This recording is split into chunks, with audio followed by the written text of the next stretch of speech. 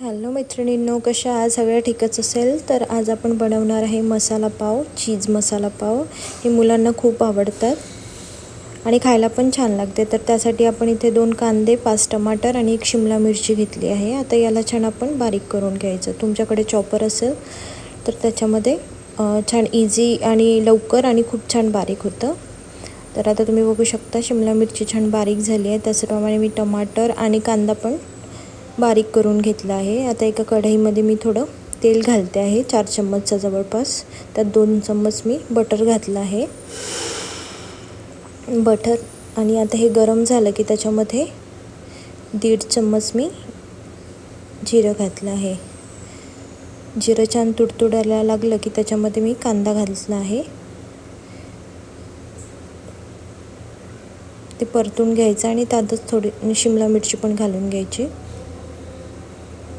आता हे छान गोल्डन ब्राऊन होतपर्यंत परतून घ्यायचं आणि त्यात लसूण अद्रकची पेस्ट घालायची. आता ही पण थोडी गोल्डन होतपर्यंत परतून घ्यायचं आणि आता याच्यामध्ये थोडे मसाले घालून घेऊया. तर मी इथे अर्धा चम्मच मी इथे जिरेपूड घातली आहे. 1 चम्मच मी धनेपूड घातली आहे. अर्धा चम्मच हळद घातली आहे. 2 चम्मच मी इथे लाल तिखट घातलं आहे आणि 1.5 चम्मच मीठ घातलं आहे. आता याला पण छान परतून घ्यायचं आणि बारीक केलेले टमाटर पण याच्यात टाकून घ्यायचे आणि मसाला बॅलन्स करायसाठी आपण याच्यामध्ये अर्धा चम्मच साखर घालून घेऊया.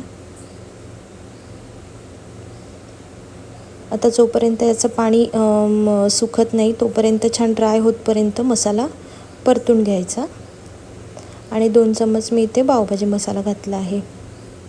आता याला झाकून छान 10 मिनटं याचं पाणी जोपर्यंत कमी होत नाही तोपर्यंत छान ड्राय करून घ्यायचं याला. आणि हा मसाला आपला रेडी आहे.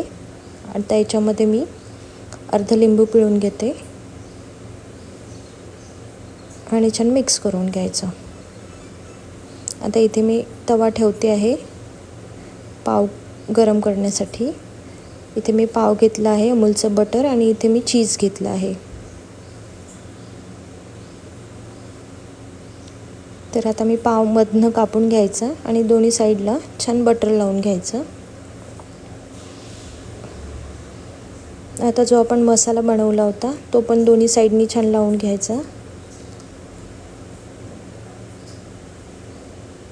आता मसाला लावून झाला की मी इथे कांदा आणि कोथिंबीर बारीक केले आहे. तो वेगळा केला आहे मी कांदा आणि कोथिंबीर.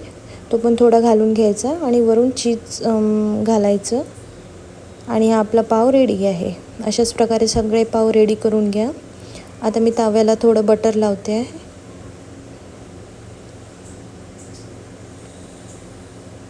आता छान हे पाव दोन्ही साईडनी थोडं कमी गॅसवरती दोन्ही साईडनी छान क्रिस्पी होतपर्यंत परतून घ्यायचं.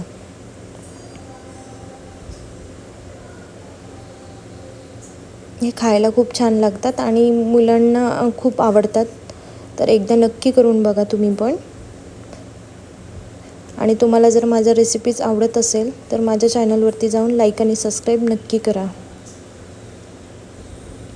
आणि माझ्या नवनवीन रेसिपी बघण्यासाठी माझ्या चॅनलला सबस्क्राईब नक्की करा. Thank you for watching my video. आणि आपले हे पाव आता रेडी आहे.